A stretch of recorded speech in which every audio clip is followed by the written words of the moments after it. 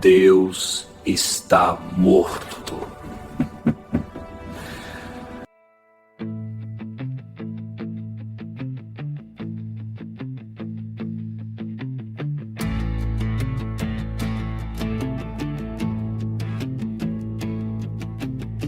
O louco grita na praça vazia, segura a lanterna, cego ao meio-dia. Diz que matamos o Deus que restava, e agora o nada é tudo que nos guiava. Quem julga o bem, quem julga o mal, quando o divino é só um ritual. O eco responde no abismo frio, cria teu céu ou morre no vazio. Bem-vindos ao debate. Hoje a gente vai mergulhar direto numa daquelas questões que assombram a filosofia desde que o ser humano começou a pensar sobre o próprio comportamento. A moralidade objetiva pode existir sem a necessidade de um Deus? O nosso espaço aqui é dedicado exatamente a essa investigação dialética. A gente pega um tema intelectual complexo, sabe, e olha para ele de ângulos bem diferentes.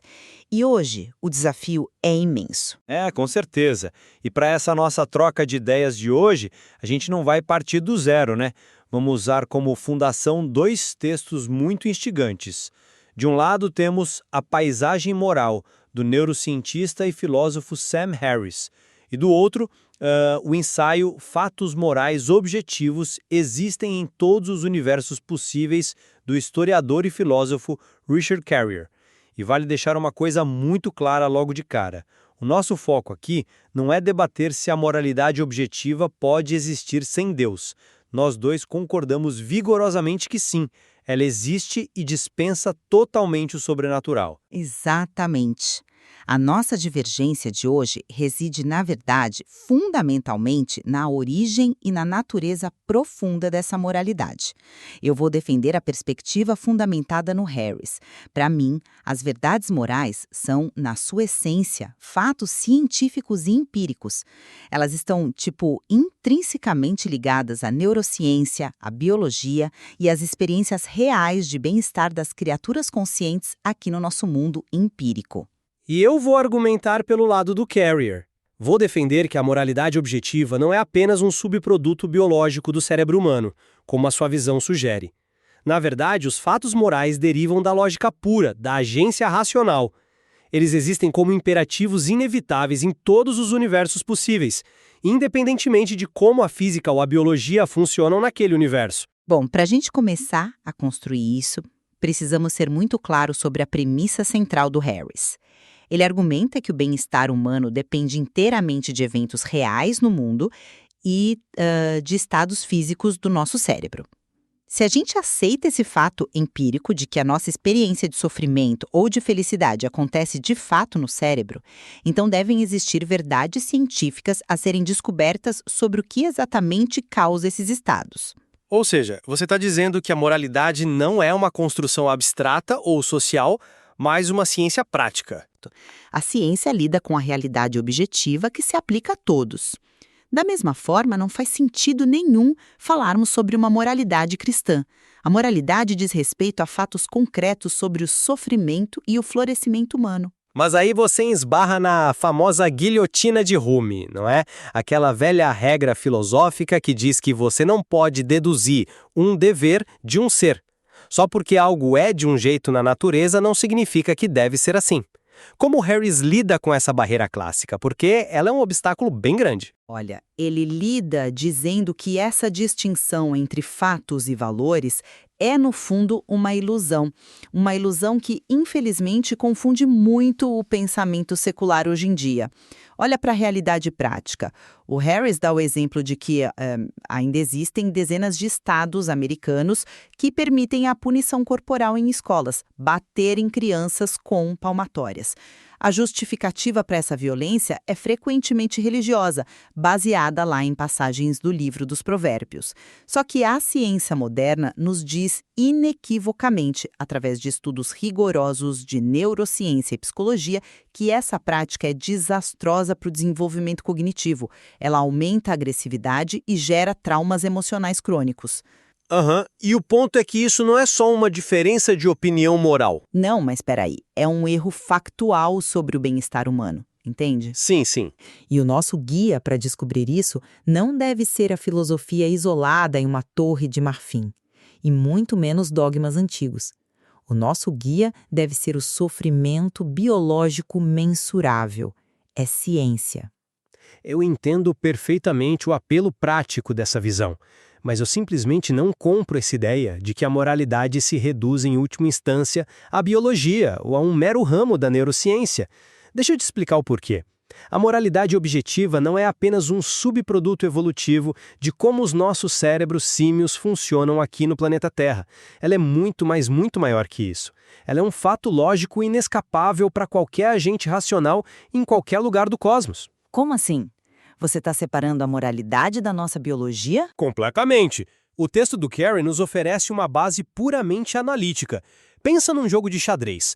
Você pode ter tabuleiros diferentes, peças feitas de madeira, de vidro, virtuais numa tela de computador. Essa é a nossa biologia, a nossa física. Mas as regras da estratégia, a matemática por trás de um checkmate, continuam absolutamente as mesmas, não importa do que a peça é feita. Por Carrier, a moralidade é a regra matemática do jogo, não a peça biológica. E como ele prova isso logicamente? Porque soar bonita é uma coisa, provar é outra. Ele usa um silogismo muito preciso. Primeiro, ele diz que fatos morais verdadeiros só podem ser descritos como imperativos, ou seja, regras de ação que superam todos os outros imperativos. É a regra suprema de como agir. A segunda premissa é que, para qualquer agente racional que tenta alcançar um objetivo em um universo, sempre haverá imperativos hipotéticos verdadeiros que sobrepujam os demais. Ou seja, se você quer sobreviver e prosperar junto com outros, a matemática da teoria dos jogos exige que você coopere e não cause dano desnecessário. Logo, os fatos morais são inerentes à própria definição matemática de um ser racional e não só de um cérebro com neurônios disparando. Mas isso não nos leva de volta a uma espécie de idealismo? Se a moralidade é um imperativo lógico supremo, muita gente argumentaria que isso soa como algo que precisaria de um Deus para estabelecer? Muito pelo contrário. É esse arcabouço lógico que verdadeiramente destrói a necessidade de Deus. Isso me remete ao famoso dilema de Eutífron, do Platão. Basicamente, a pergunta clássica é: algo é bom porque Deus aprova, ou Deus aprova porque a coisa já é boa por si só? O que o Carrier faz é modernizar isso. Se a natureza de Deus é boa, deve haver uma razão independente e lógica para isso.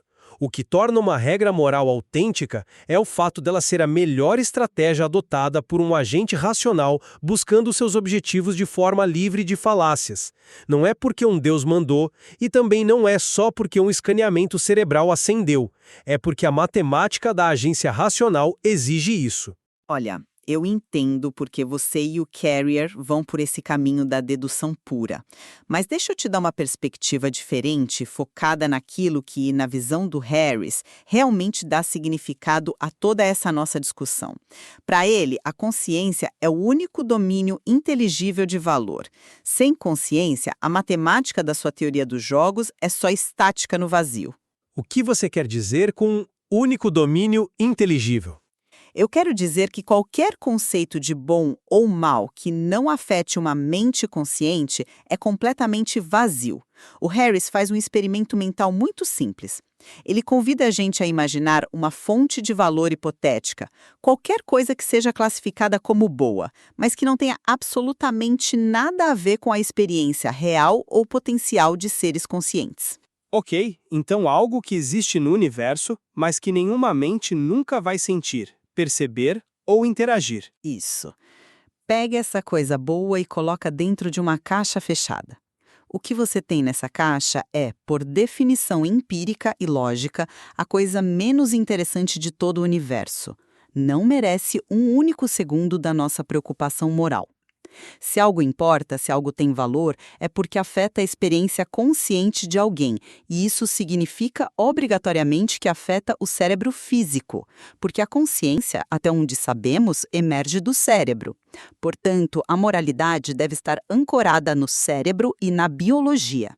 Falar sobre agentes racionais abstratos ou regras matemáticas de teoria dos jogos que independem da física da nossa consciência, para mim é divagar num vazio acadêmico. Ok, eu concordo plenamente que a experiência consciente é central. Não estou defendendo valor em pedras inanimadas, mas focar apenas na nossa biologia terrena é uma armadilha enorme, e é aí que eu acho que a visão do Harris fica muito estreita. O problema de se prender à biologia do cérebro humano é que isso nos limita às circunstâncias físicas de hoje. Vamos extrapolar usando os cenários limite do próprio Carrier. Imagina o seguinte: e se no futuro a gente conseguir fazer o upload da nossa consciência para uma civilização puramente digital? Uma simulação de computador, você diz? Exato. Uma simulação onde sofrer um assassinato simplesmente causa uma ressurreição imediata no sistema, sem dor e totalmente curativa. A pessoa acorda inteira no segundo seguinte. Nesse universo digital, o assassinato físico deixaria de ser imoral no sentido que conhecemos hoje. Seria apenas um inconveniente chato como reiniciar um videogame. Os danos mudam, mas a aversão ao dano ainda existe. Deixa eu ir mais longe. E se a gente encontrasse uma espécie alienígena de águas-vivas assexuadas, hiperinteligentes e civilizadas? Sério? Que você vai usar águas-vivas para basear a ética? Onde exatamente você quer chegar com isso? Imagina a biologia delas. Elas não têm o nosso afeto de primata, não têm o nosso cortisol social, não sentem ciúmes de parceiros porque não se reproduzem da mesma forma. Grande parte da nossa biologia do estresse e da empatia seria completamente alienígena para elas. O ponto do Carrier com esses exemplos extremos é mostrar que a biologia e o cérebro ditam apenas as regras contingentes, ou seja, as regras locais do nosso tabuleiro específico. Mas e as regras universais? Exatamente, aí que tá. As fundações supremas da moralidade, como o princípio universal de que você deve evitar causar dano desnecessário ou que deve manter algum grau de honestidade nas interações cooperativas, derivam da pura razão da agência em si.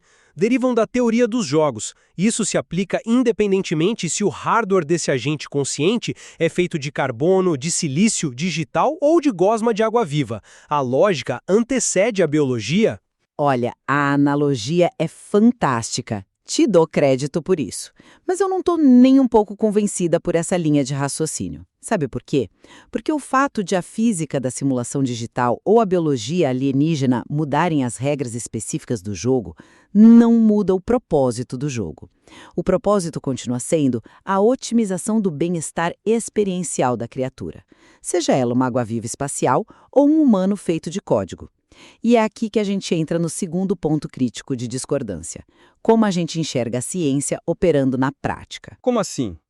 O Harris faz uma analogia com a medicina que eu acho brilhante para explicar isso. A moralidade para ele funciona exatamente como a medicina. A medicina é a ciência focada em maximizar a saúde humana.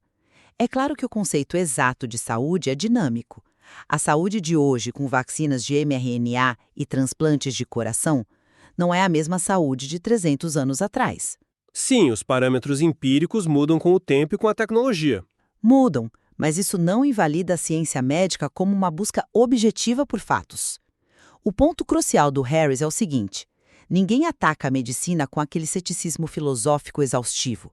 Ninguém vira para um médico e pergunta: mas doutor, e as pessoas que não compartilham do seu objetivo de evitar a cólera ou a gangrena? Quem é você para impor o seu valor cultural de saúde sobre a doença? Isso seria tratado como ridículo. É verdade, a gente assume que a saúde é preferível à doença como um axioma óbvio. E, no entanto, quando a gente diz que a moralidade é a ciência da maximização do bem-estar emocional e social, subitamente, os filósofos céticos e os teóricos da lógica exigem uma justificativa matemática insuperável. O Harris diz que nós não precisamos provar filosoficamente que um psicopata absoluto que quer a destruição do mundo está cometendo uma falha na teoria dos jogos.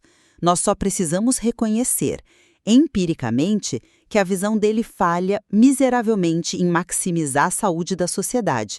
Nós tratamos o psicopata como tratamos alguém vomitando na rua por causa de um vírus. É um problema factual a ser resolvido, não um enigma analítico para debater num quadro negro. Essa analogia da medicina é muito forte, admito. E eu concordo amplamente que a observação empírica tem o seu lugar indiscutível para lidar com a prática do dia a dia. Mas, filosoficamente, a gente precisa refinar o conceito fundacional, senão ficamos sem chão. Você foca nas consequências orgânicas do bem-estar. Eu destaco, apoiado no Carrier, que o dever moral é eminentemente analítico e calculável. Você diz calcular no sentido do Kant? Isso. Kant propôs que havia os chamados imperativos categóricos, aquelas regras absolutas que você tem que seguir, não importa a consequência. Mas o Carrier aponta algo muito sagaz. Se a gente olhar bem, até as formulações mais puras do Kant se reduzem secretamente a imperativos hipotéticos. Todo agente racional age impulsionado pelo desejo inabalável de alcançar os seus objetivos ou manter o seu bem-estar existencial. O que torna um fato moral verdadeiramente objetivo não é só medir o hormônio de estresse de alguém no laboratório. E o que é, então, se não é a realidade física da dor ou do estresse? É responder a uma pergunta estrutural e matemática. Um agente escolheria essa ação se ele possuísse informação absolutamente completa sobre o universo e raciocinasse perfeitamente sem cometer nenhuma falácia cognitiva. A verdadeira bússola moral se encontra nessa matriz da racionalidade fundamental. Virtudes que a gente preza em qualquer cultura, como a compaixão, a honestidade intelectual, a razoabilidade cooperativa, elas não são fatos morais só porque geram menos cortisol na sua corrente sanguínea. Mas geram. E é exatamente por isso que a gente liga para elas na vida real. Sim, mas a causalidade é inversa. Elas são fatos morais porque elas formam a única estrutura comportamental que um ser racional e totalmente informado jamais rejeitaria para atingir os seus objetivos individuais ou de grupo a longo prazo. É pura teoria dos jogos. A compaixão vence no cálculo matemático da sobrevivência cooperativa antes mesmo de o cérebro evoluir para senti-la. Esse idealismo matemático da informação completa soa lindo na teoria. Mas, na prática, esse distanciamento da biologia subestima as armadilhas perigosas em que o pensamento humano cai. Quando a gente substitui a investigação científica do bem-estar tangível por absolutismos dedutivos abstratos, a gente abre a porta para justificar absurdos. E é exatamente isso que vemos o dogmatismo religioso fazer constantemente na história. Você quer dizer que as religiões usam essas lógicas abstratas para ignorar o sofrimento real? Sem dúvida. Focando nessa rejeição de falsas soluções religiosas, eu quero puxar a discussão para o chão de fábrica, para o dano empírico e tangível. O Harris é implacável nisso. Compara o dogmatismo de uma instituição com um mundo empírico real. Vamos olhar para a Igreja Católica Histórica, por exemplo. A doutrina oficial sempre manteve um foco quase obsessivo no perigo moral da contracepção, do uso de camisinhas, tratando isso como um pecado gravíssimo contra uma lei natural abstrata. O que gerou e, francamente, ainda gera surtos de doenças e miséria em populações vulneráveis. Exatamente. Sofrimento empírico mensurável em prol de uma regra analítica abstrata. E, por outro lado, para mostrar o tamanho da hipocrisia, a mesma instituição não excomungou formalmente quase nenhum de seus membros proeminentes do Terceiro Reich pelo genocídio abjeto durante a Segunda Guerra Mundial. O Harris argumenta que isso evidencia uma inversão verdadeiramente diabólica de prioridades morais. É um choque de realidade sobre como a moral descolada do bem-estar pode falhar terrivelmente. Pois é. Quando a sua base moral não é evitar o sofrimento real, tangível e sistêmico dos primatas humanos ao seu redor, Quando a sua base é uma regra dogmática ou uma ordem divina superior, a sua estrutura permite que crenças falsas sustentem ações impensáveis. Focar na neurociência e nas ciências sociais evita essa armadilha abstrata, porque a gente foca no que dói e no que cura, literalmente, não no que um teorema dita. Esse é um ponto excelente e me dá o gancho perfeito para aprofundar isso usando a lógica do Carrier contra o próprio argumento teísta. Porque a falha institucional da religião é visível empiricamente, como você bem pontuou, mas a filosofia religiosa cai por terra também na lógica mais rigorosa. O Carrier apresenta uma espécie de prova ontológica contra a base moral em Deus, que ataca exatamente essa pretensão de que o divino possa ser o autor de qualquer sistema moral. Como ele estrutura isso? Porque muita gente diz que sem Deus a moralidade vira poeira, vale tudo. Vamos fazer mais um exercício mental. Vamos imaginar que Deus existisse de fato. Um ser todo-poderoso que foi o autor e ditador de toda a física, do Big Bang, de todo o universo empírico. Mesmo assim, usando a lógica do xadrez que a gente falou mais cedo, esse Deus só teria a capacidade de moldar as circunstâncias operacionais. Ele criou as peças e o tabuleiro. Tá, então ele fez o carbono, a gravidade, a neurociência humana. Exatamente. Mas as leis da racionalidade, as regras matemáticas, geométricas e estratégicas sobre como qualquer agente deve agir perante essas circunstâncias para não se autodestruir e para prosperar cooperativamente, essas leis baseiam-se inevitavelmente na teoria dos jogos universal. É um erro categórico achar que Deus ou qualquer ser possa alterar os pilares da razão pura. Não dá para Deus revogar que 1 mais 1 é 2. Da mesma forma, não dá para ele revogar o fato lógico de que produzir dano desnecessário contra os seus parceiros de cooperação é agir contra o próprio interesse existencial a longo prazo. Ou seja, o próprio Deus estaria submisso à mesma matemática comportamental que nós? Perfeito. Consequentemente, Deus é absolutamente irrelevante para fundamentar ou justificar fatos morais verdadeiros. O que nós chamamos de egoísmo racional, essa constatação inquebrável de que cuidar bem dos outros ao nosso redor atende inquestionavelmente ao nosso próprio estado mental, segurança física e prosperidade social, é uma lei analítica. Ela é inescapável e dispensa totalmente qualquer legislador divino. Essa troca de ideias, eu acho fascinante como essa nossa conversa refinou perfeitamente as bases de um consenso muito poderoso entre essas duas visões que pareciam tão distantes no começo. Tá claro que a moralidade objetiva não é um mito abstrato e definitivamente não é um fardo que depende de revelação divina ou de livros sagrados. Na perspectiva que eu trouxe, enraizada no Sam Harris, ela salta aos olhos através da lente neurocientífica. Nós já sabemos, ou estamos no processo de descobrir metodicamente, através da ciência empírica, quais práticas e políticas sociais promovem a saúde global e reduzem a miséria das criaturas conscientes. E da mesma maneira, na abordagem analítica que eu defendi através do pensamento rigoroso do Richard Carrier, a gente confirma que a moralidade se sustenta de forma inabalável como uma necessidade dedutiva. Olhando através dessa lente lógico-analítica, a gente percebe que as leis comportamentais revelam imperativos de cooperação matemática. Esses imperativos se sobrepõem a todas as vontades arbitrárias ou caprichos locais de qualquer universo que seja habitado por mentes capazes de pensar e agir. É aqui que nós encontramos áreas vitais de profunda convergência intelectual. Está cristalando para nós dois que o relativismo moral, aquela ideia de que cada cultura tem sua verdade e não podemos julgar, é uma falha tremenda de raciocínio. Igualmente trágico, o dogmatismo religioso falha de forma catastrófica em fornecer qualquer bússola confiável, precisamente porque ignora a natureza evolutiva da razão e se desconecta das experiências reais de sofrimento no mundo físico.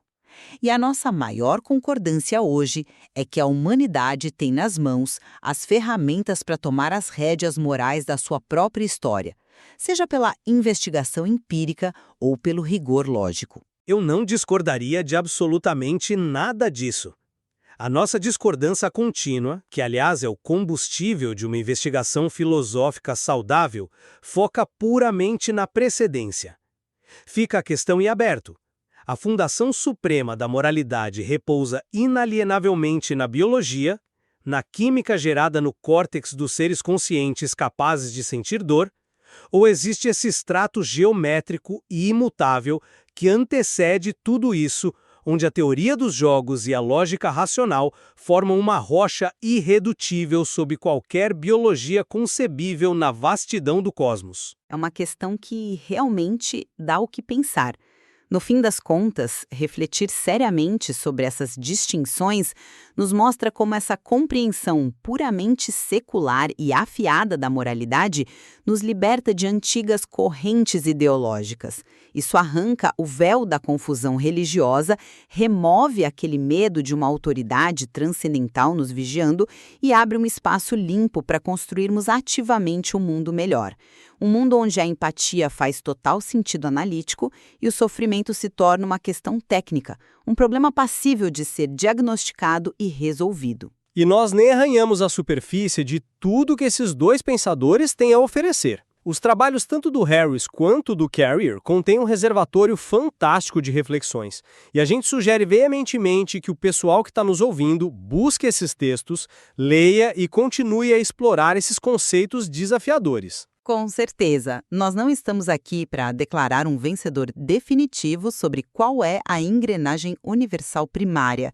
Nós esperamos que vocês considerem criticamente os méritos dos dois lados, pensem na pujança do empirismo neurológico que avalia o sofrimento real, de um lado, e na força indestrutível do cálculo analítico e racional do outro. Nós agradecemos muito por acompanharem a gente em mais essa imersão de ideias. Até breve. Até a próxima reflexão em O Debate.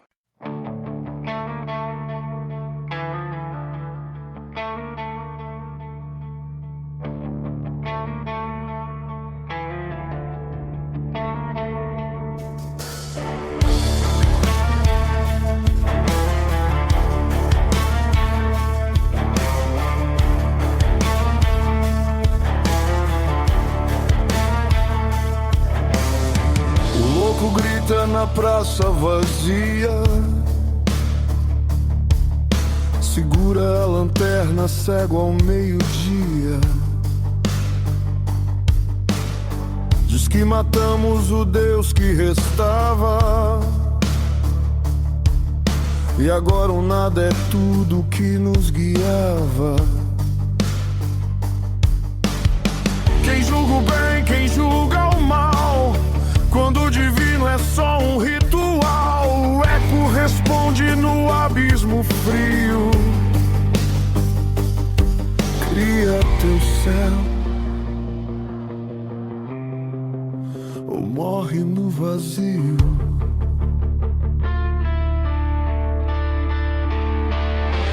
Sem Deus tudo é permitido,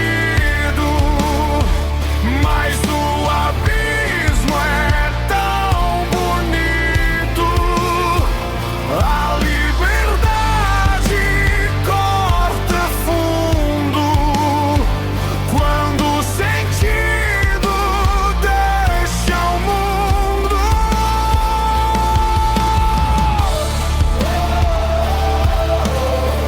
Deus está morto em mim,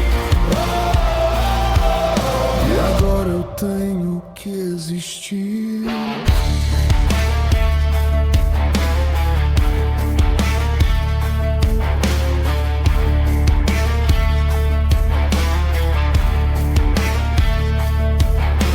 Zaratustra ri do alto da dor, Ivana afoga a culpa no amor. Um quer criar, o outro fugir, dois deuses lutando pra não ruir. Entre a fé e a criação arde o fogo da razão. Se tudo é permitido, então sou Deus ou só negação?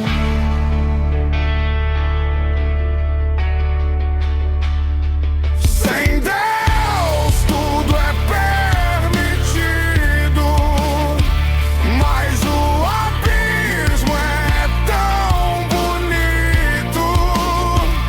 A liberdade corta fundo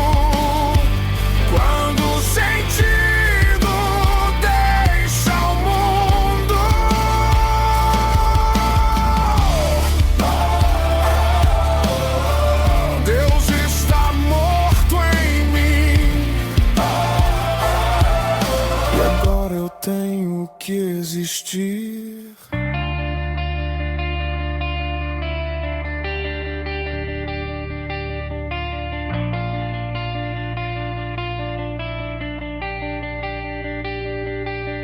O homem matou o eterno, consciência e solidão.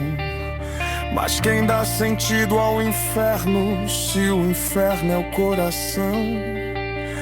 Não há mandamento, só espelhos, nem céu, nem véu, só os teus olhos cheios. Deus está morto, mas o sonho é vivo. Tudo é permitido, inclusive o divino.